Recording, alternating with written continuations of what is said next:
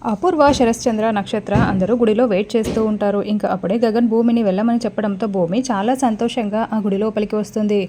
గగన్ కూడా భూమి పక్కనే నిలబడి ఉంటాడు. ఇక భూమి చాలా సంతోషంగా అక్షింతలు తీసుకొని శరశ్చంద్ర చేతిలో పెట్టి, నాన్న నన్ను ఆశీర్వదించండి నాన్న అని చెప్తూ చాలా సంతోషపడుతూ ఉంటుంది.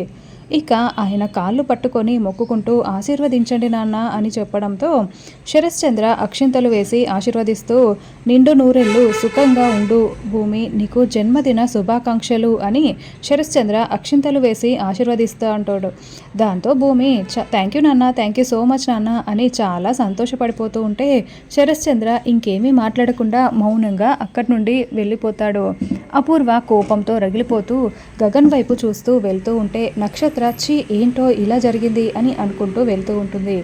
అలా వాళ్ళందరూ అక్కడి నుండి వెళ్ళగానే భూమి చాలా సంతోషంగా గగన్ వైపు ప్రేమగా చూస్తూ హగ్ చేసుకుంటుంది. ఇక గగన్ కూడా భూమిని హగ్ చేసుకొని చాలా సంతోషపడుతూ ఉంటాడు.